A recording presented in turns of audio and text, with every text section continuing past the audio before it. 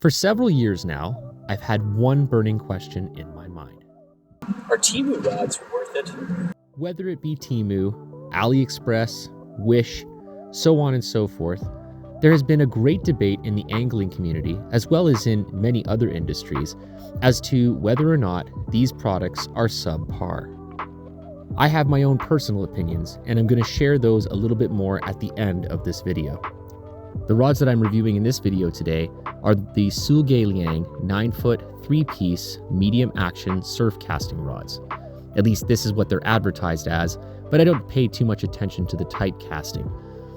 In this case, I just simply looked at the line rating, I looked at the casting weight, the action, and so on and so forth.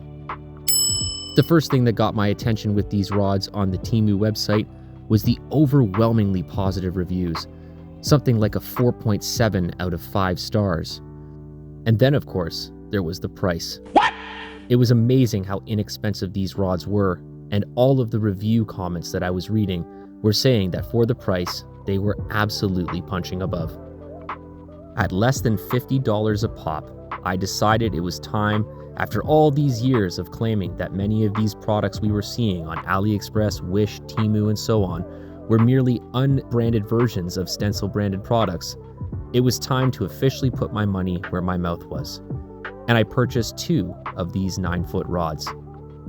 They arrived approximately 2 weeks later, and I was very excited to open them up, and the first thing I did was wrap the handles in paracord, as I'd seen this done on another YouTuber's rods and thought that they looked proper posh.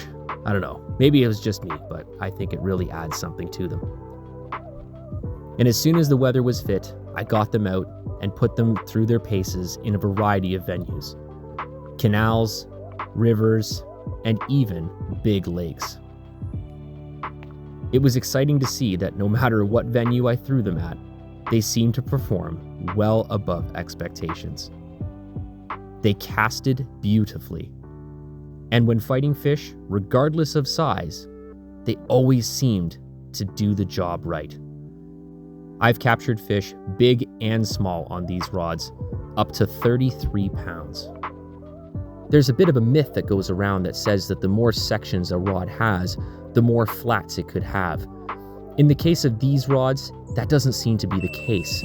And both of these rods have had fish on them, and I've observed no weird flats or anything of the sort. But I love that they're so compact, and breaking down to a 3-foot length overall is epic. I can take them just about anywhere. This is where that controversy steps in, and I dare say that I feel that this very same blank, the very same carbon, and the very same guide train is likely being used by another company that advertises them as their own product. You see, this is where the problem lies, and this is where my opinions come in. There are a number of brands today that are not manufacturers. They are merely putting their name on a pre-existing product and selling it as if they had been involved in the entire production of that product. Development is not manufacturing. And so, we are left as consumers with a very difficult task, being able to weed through all of that gobbledygook, all of that clever marketing.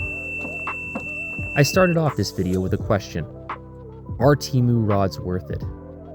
Well, I can't speak for every product, but I can most certainly speak for these 9-foot Liang rods.